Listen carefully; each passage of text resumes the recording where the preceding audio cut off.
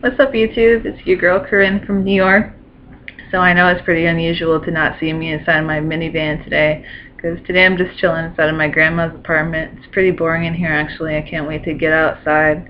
And I know that my hair is no longer blue. I was pretty tired of being looked at and stared at all the time. Can't handle all that attention. So anyway, today's video is about all the mistakes I made while living in my van, because I was living in my van for 2 years, still am, and it has been a rough journey, but it was definitely worth it because I learned from my mistakes, and now I'm here to teach you all the things that you should not do while you're living in your van.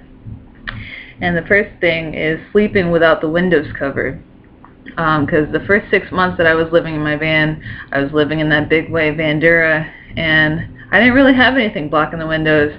All I had was those shades that came with the van, and I thought that was enough to cover me and give me some privacy, but actually when I parked underneath the street light, you could see the shadow of somebody sleeping in your van, and somebody actually approached me in the middle of the night, like at 1 o'clock in the morning. A guy drove up with his car full of his family, and he said, you know, I'm a Christian, I'm here to help you, I know you're homeless, I've been watching you, come home with me, you know, I'm going to take you off the street.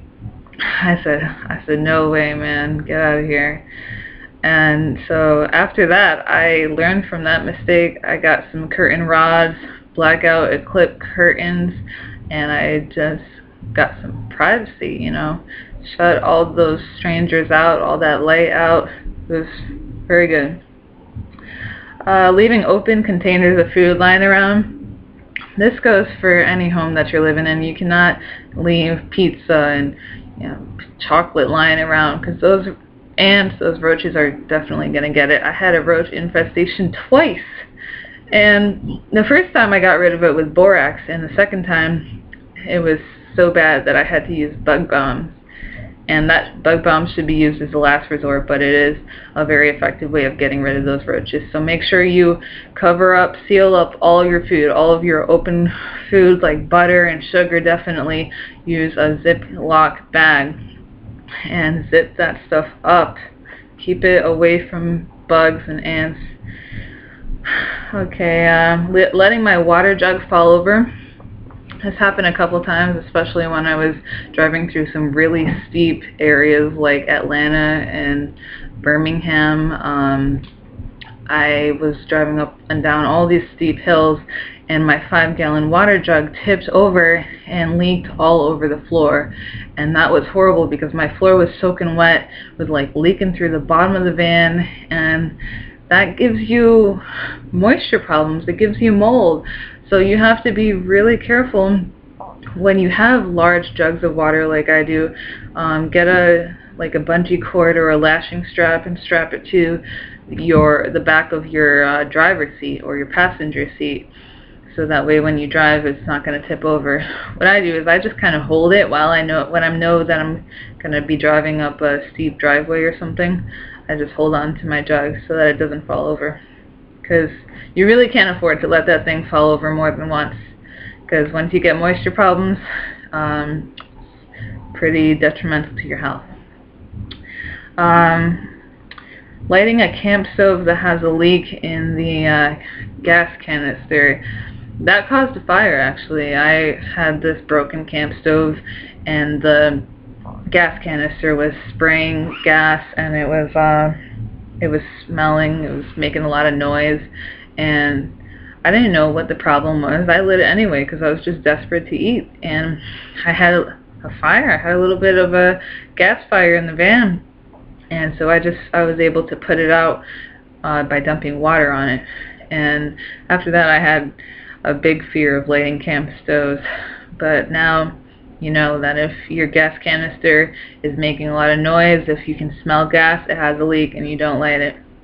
There should be some instructions in your owner's manual for the camp stove on how to get rid of leaks. Parking in big empty parking lots. Yeah. About 4 of the 5 police encounters I've had were in big empty parking lots.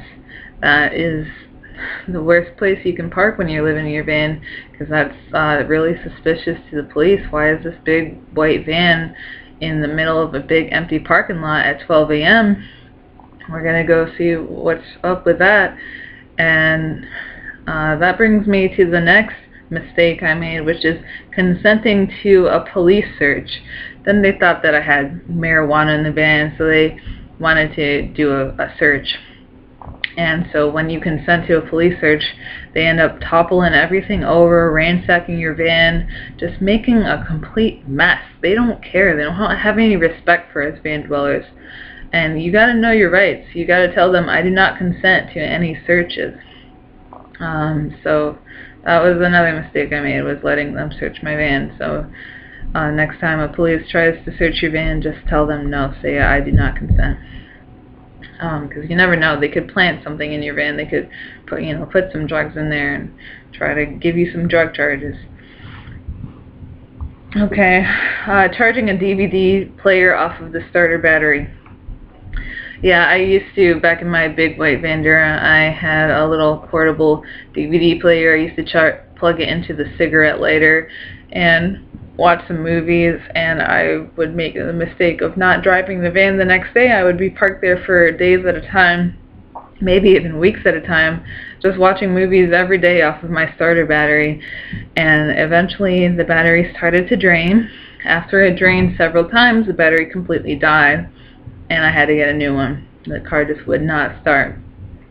And so what you need to do when you're charging electronics off your starter batteries, you need to drive the van afterwards, because when you drive the van, the alternator is charging the starter battery. So just make sure you drive the van every time you charge your DVD player or your cell phone off of the starter battery into the cigarette lighter. Okay, letting the rotors wear out. Yeah, because when you start to hear a screeching noise, that means that your brakes are going, your brake pads. And once your brake pads go, then you start to hear a grinding noise, and that signals to you that your rotors are going. This is really dangerous. You do not want your rotors to wear out, because then your brakes won't work and you'll get into a crash. It's also a very costly repair. So make sure you get that fixed. Make sure you get the brake pads fixed as soon as you hear that screeching.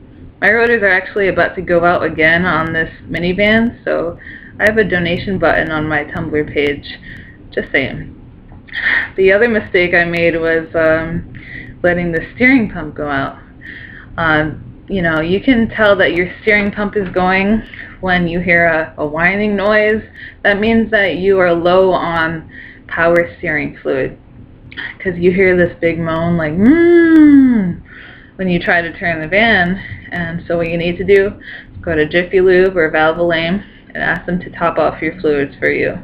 Or when you get an oil change, make sure you ask them to give you a top off. And so I did that. I went to the oil change place, and I forgot to ask them to top me off. I just assumed that they were going to, and they didn't. And so then my power steering pump went, and it was extremely difficult to turn the van to park. And so now I do have a power steering fluid leak in my minivan, but I just make sure that I top it off every 2 weeks. Like every time I start to hear that whine, that loud moan, I just top off the power steering fluid. It's pretty easy. And another mistake I made was driving 60 miles per hour with the hood open. Yeah, that was a pretty stupid thing to do, I admit that. But, that was back when I had the whole deep cycle battery set up. I was trying to charge my house battery off of the starter battery using jumper cables. And what I did was I threaded the jumper cables through the window on the driver's side. I hooked them to the starter battery and drove with the hood resting on top of the jumper cables.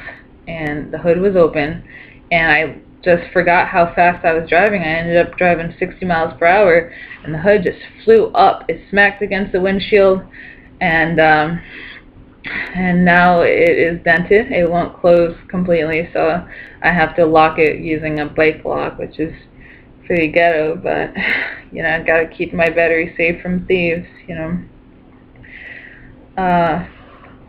yeah, so if you're going to charge your battery that way using the jumper cables, just don't drive the car. Just, let the car idle for 30 minutes. Let's see, did I do it all? Yeah, looks like I went through all my mistakes.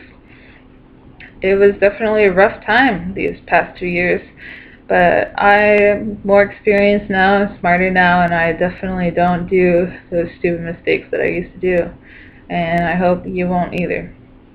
So thanks for watching. Make sure you like, subscribe, and comment, and check out my blogs. They got some really useful information, and see you next time.